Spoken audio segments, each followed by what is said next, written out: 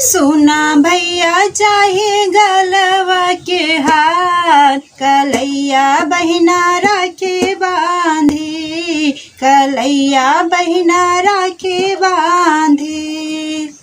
सुना भैया चाहे गलवा के हाथ, कलैया बहिना राखे बांधी, कलैया बहिना राखे बांधी।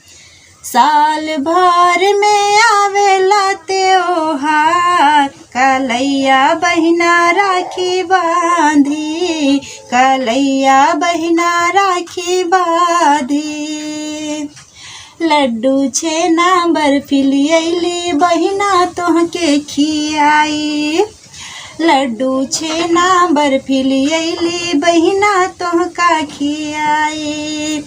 रेशम धागवा के गजबे बा प्यार, कलैया बहिना राखी बानी, रेशम धागवा के गजबे बा प्यार, कलैया बहिना राखी बानी।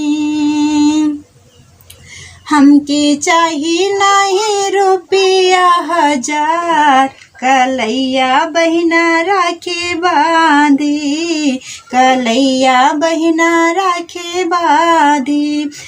बनल रहे सही भाई बहन के प्यार, कलैया बहिना राखी बांधी, कलैया बहिना राखी बांधी।